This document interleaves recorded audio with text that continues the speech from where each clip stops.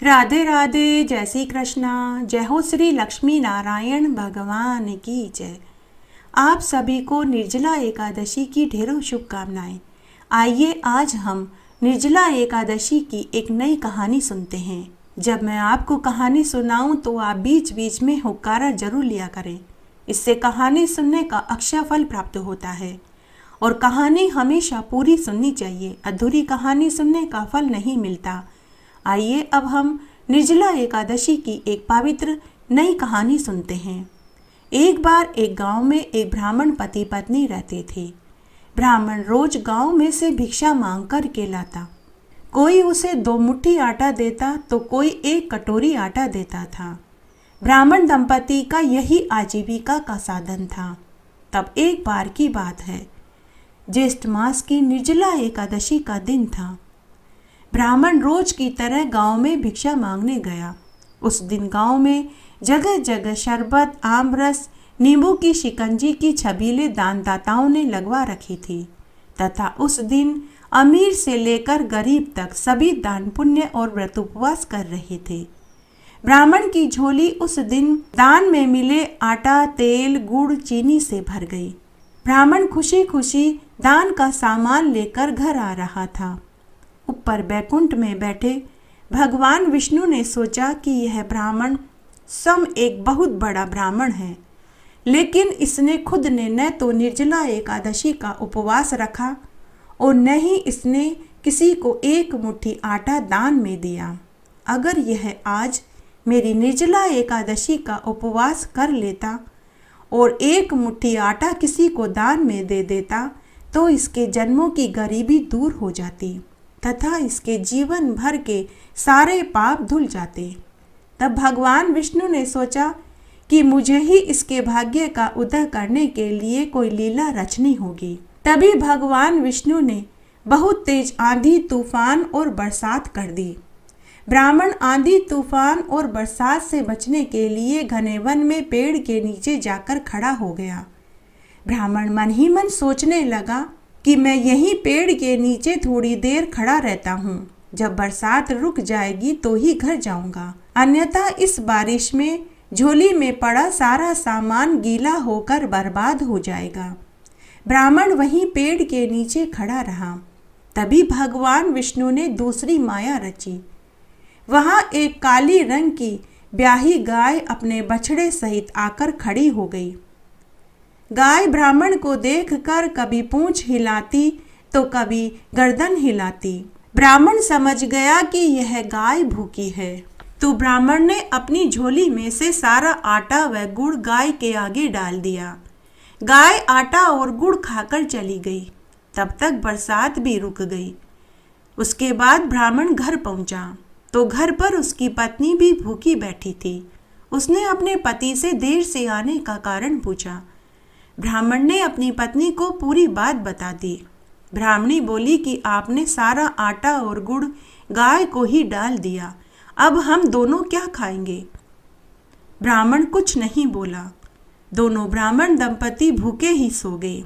दूसरे दिन ब्राह्मण रोज की तरह भिक्षा मांगने गया।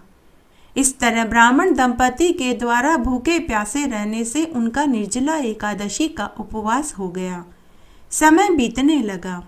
एक दिन ब्राह्मण दुखी मन से भगवान विष्णु के मंदिर में गया और वहां भगवान की मूर्ति के सामने बैठकर अपना दुख बताने लगा और रोने लगा। ब्राह्मण भगवान से बोला कि हे प्रभु, मैं रोज गांव में भिक्षा मांगने जाता हूं और रोज खाता हूं। अगर किसी दिन मैं भिक्षा मांगने न जाऊं तो हम दोनों पति पत्नी को भूखा ही रहना पड़ता है। हे प्रभु, मेरी किस्मत आपने इतनी खराब क्यों लिख दी। ऐसा कहकर वह ब्राह्मण रोने लगा। तभी भगवान मूर्ति में से निकलकर के बाहर आए और ब्राह्मण को दर्शन देकर बोले कि अरे ब्राह्मण, तू क्यों दुखी होकर रो रहा है, मांग तुझे क्या चाहिए। तो ब्राह्मण बोला कि हे प्रभु, अगर आप एक दिन मेरी जगह रहकर मेरी जैसे जीवन बिताएंगे तो ही आपको मेरा दुख पता चलेगा। तो भगवान बोले कि ठीक है, एक दिन मैं तुम्हारी जगह और तुम मेरे स्थान पर खड़े रहना। लेकिन हे भक्त, तुम एक बात का ध्यान रखना, मंदिर में कई तरह के इंसान आएंगे, कुछ मेरे लिए अच्छा बोलेंगे, कुछ मुझे बुरा बोल करके जाएंगे, लेकिन तुम चुप रहना, किसी से कुछ मत कहना। तब भगवान की मूर्ति में ब्राह्मण प्रविष्ट हो गया और भगवान वहां से अंतर्ध्यान हो गए। थोड़ी देर के बाद मंदिर में वहां गांव का एक बहुत बड़ा सेठ किरोड़ी मल आया। उसके एक हाथ में लड्डू का डिब्बा था तो दूसरे हाथ में सोने चांदी के सिक्कों से भरी हुई पोटली थी। सेठ ने भगवान विष्णु को प्रणाम करके कहा कि हे प्रभु, आपकी ही कृपा से मेरा धंधा अच्छा चल रहा है। हे प्रभु, हमेशा ऐसी ही कृपा दृष्टि मेरे ऊपर बनाए रखना। और लड्डू का डिब्बा रख कर हाथ जोड़कर सेठ चला गया। गलती से सोने चांदी के सिक्कों से भरी हुई पोटली भी सेठ वहीं भूल गया। तभी मूर्ति में बैठा ब्राह्मण मन ही मन सोचने लगा कि सेठ को आवाज देकर कह दूं कि हे सेठ, तेरे सोने चांदी के सिक्कों से भरी हुई पोटली तो यहीं रह गई, इसे भी तो लेता जा। लेकिन तभी ब्राह्मण को याद आया कि भगवान ने चुप रहने को कहा था। तब ब्राह्मण कुछ नहीं बोला। थोड़ी देर के बाद मंदिर में एक गरीब किसान आया। वह भगवान के सामने बैठकर अपना दुख सुनाने लगा और बोला कि हे प्रभु, आप मेरी गरीबी कब दूर करेंगे? मेरे घर में मेरे बुजुर्ग माता पिता बीमार पड़े हैं, मेरी पत्नी बच्चे सब भूखे हैं, मैं उन्हें एक समय भी भर पेट भोजन नहीं खिला पाता, अपने बूढ़े माता पिता को दवाई तक नहीं दिला पाता। हे प्रभु, आप तो सबके पिता हैं, सबका ध्यान रखते हैं, सबकी झोलियां भरते हैं, आप मेरी गरीबी कब दूर करेंगे? ऐसा कहकर वह जाने लगा। तभी उसका पांव सोने चांदी के सिक्कों से भरी हुई पोटली से टकराया। सोने चांदी के सिक्कों की पोटली देखकर गरीब किसान बहुत खुश हुआ। उसने भगवान के चरणों में प्रणाम किया और कहा कि हे ईश्वर, आप तो बड़े ही दयालु हैं, कृपालु हैं। आपने मेरी गरीबी एक झटके में ही दूर कर दी। आपने मुझे सोने चांदी के सिक्कों से भरी हुई थैली दे दी। अब मैं अपने माता पिता का अच्छे से अच्छा इलाज करवा पाऊंगा, अपने बच्चों को पाठशाला भेज पाऊंगा। अब मेरा परिवार दोनों समय भर पेट भोजन खा पाएंगे। अब मैं इन पैसों से पशुधन खरीदूंगा, उससे मैं दूध दही बेचूंगा और अपना घर चलाऊंगा। ऐसा कहकर वह गरीब किसान धन की पोटली लेकर चला गया। मूर्ति में बैठा ब्राह्मण यह सब कुछ देख और सुन रहा था। उसका मन हुआ कि वह उसे ऐसा करने से रोक दे और कहे कि यह धन तुझे भगवान ने नहीं दिया, यह धन तो सेठ किरोड़ी मल का है, ऐसा करना चोरी है। लेकिन भगवान की बात याद आते ही ब्राह्मण फिर से चुप रह गया, कुछ नहीं बोला। थोड़ी देर बाद वहां मंदिर में एक मछुआरा आया। उसने भी भगवान विष्णु को प्रणाम किया और कहा कि हे प्रभु, घर पर मेरी पत्नी, बच्चे और माता पिता भूखे बैठे हैं, घर में अन्न का एक दाना भी नहीं है। हे प्रभु, आज आप ऐसा कुछ करना कि मेरी जाल में खूब सारी मछलियां फंस जाए, ताकि मैं उन्हें बेचकर आटा, दाल, तेल, गुड़, घी घर ले जा सकूं। कि तभी वहां वही किरोड़ी मल सेठ 2 सिपाहियों को लेकर पहुंच गया। सेठ ने सिपाहियों से कहा कि इसी मछुआरे ने मेरे सोने चांदी के सिक्कों की पोटली चुराई होगी। सिपाही मछुआरे से पूछने लगे कि बता, सेठ के धन की पोटली तूने कहाँ रखी? तो बेचारा मछुआरा हाथ जोड़ते हुए बोला, हे महाराज, मुझे धन की पोटली की कोई जानकारी नहीं। मैंने तो धन की पोटली देखी तक नहीं, तो चुराऊंगा कहाँ से? तब सेठ सिपाहियों से बोला कि यह ऐसे नहीं बताएगा, इसे राजा के पास ले जाना पड़ेगा। जब राजा इसे फांसी की सजा सुनाएंगे तभी यह बताएगा। तब मूर्ति में बैठा ब्राह्मण मन ही मन सोचने लगा कि अब भी अगर मैं चुप रहूंगा तो ये बेकसूर मछुआरा फांसी पर चढ़ा दिया जाएगा। तभी मूर्ति में से ब्राह्मण ने कहा कि यह मछुआरा निर्दोष है, इसने धन की पोटली नहीं चुराई, धन तो गरीब किसान सोमदत्त ने चुराई है। भगवान की आकाशवाणी सुनकर सिपाही और सेठ आश्चर्य में पड़ गए। वे भगवान को प्रणाम कर धन्यवाद देकर वहां से गरीब किसान को पकड़ने उसके घर की ओर चल पड़े। उसके बाद मछुआरा भी भगवान को प्रणाम करके नदी में मछलियां पकड़ने चला गया। तभी वहां भगवान प्रकट हो गए और मूर्ति में से ब्राह्मण को बाहर निकाल दिया और कहा कि अरे ब्राह्मण, तुमने ये क्या कर डाला? मैंने तुमसे चुप रहने को कहा था, लेकिन आज तुम्हारी वजह से गरीब किसान को फांसी की सजा हो जाएगी तथा उसके मरने से उसका परिवार भी जीवित नहीं रह पाएगा, क्योंकि वही अपने परिवार का पालन पोषण करता था। उनके परिवार में मात्र वही एक कमाने वाला था।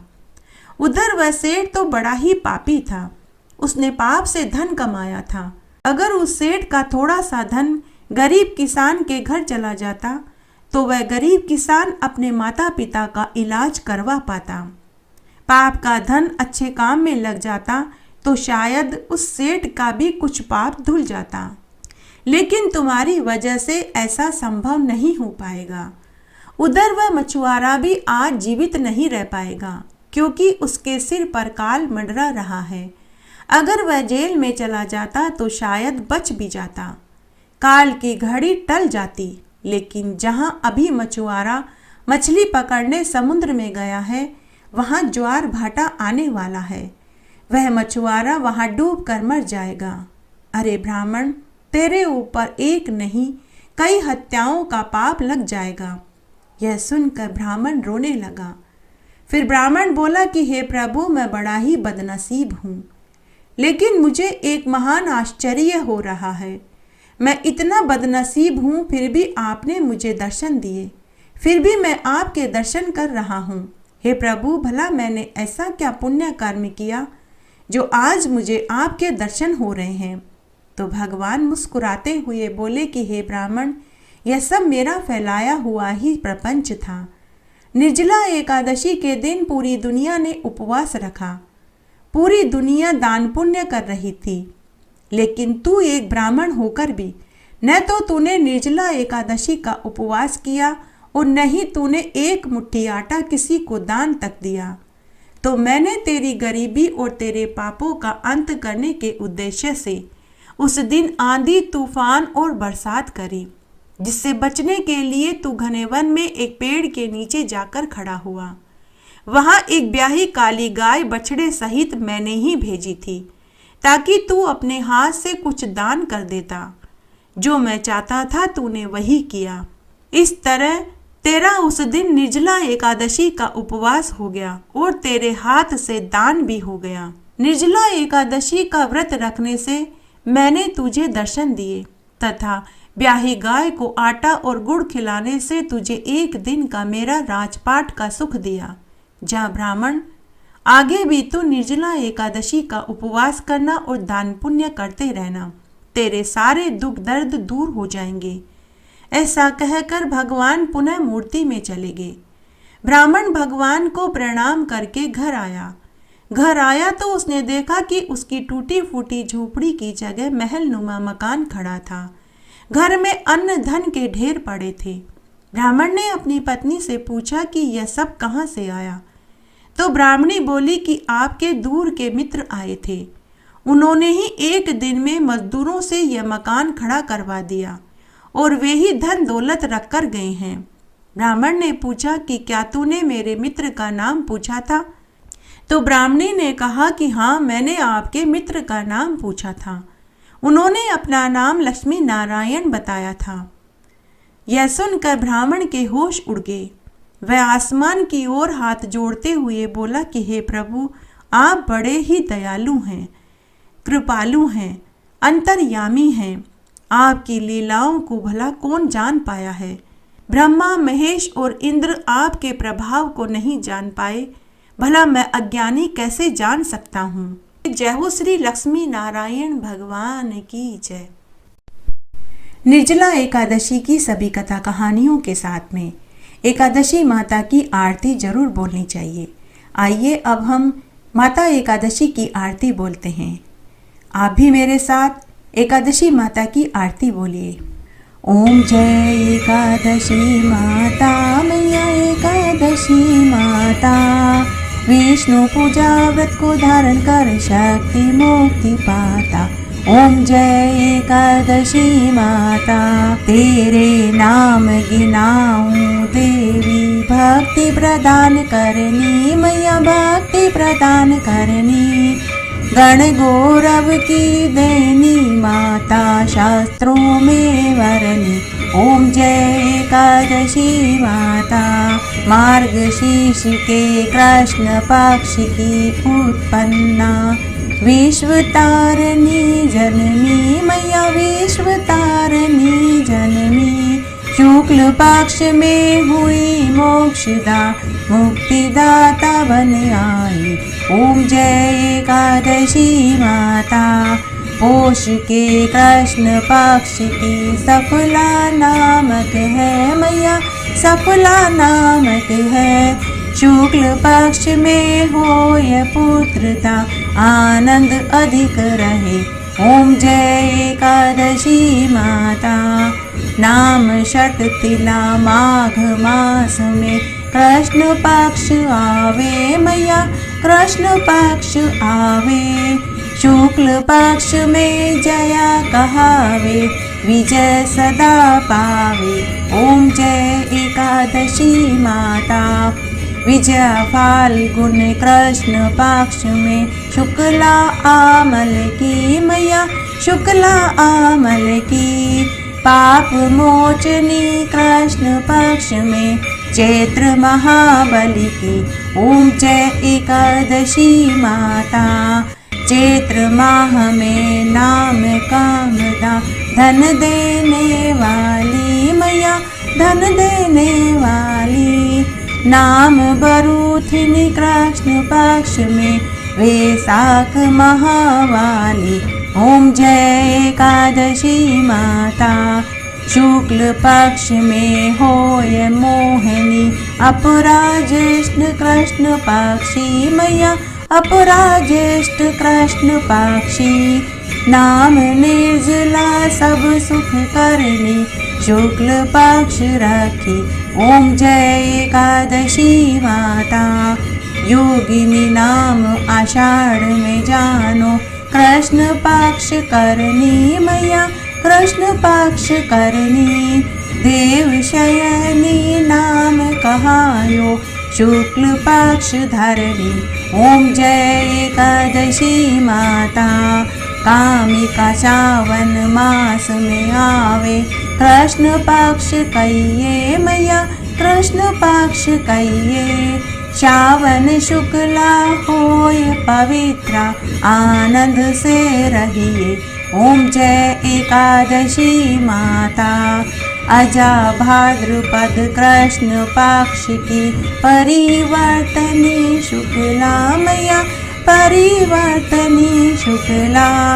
इंद्रा आश्विन कृष्ण पक्ष में व्रत से भव सागर निकला। ओम जय एकादशी माता, पापा कुशा है शुक्ल पक्ष में, आप हरन हारी मैया, आप हरन हारी। रमा मास कार्तिक में आवे, सुखदायक भारी। ओम जय एकादशी माता, देव उत्थानी शुक्ल पक्ष की दुख नाशक मैया, मैया दुख नाशक मैया।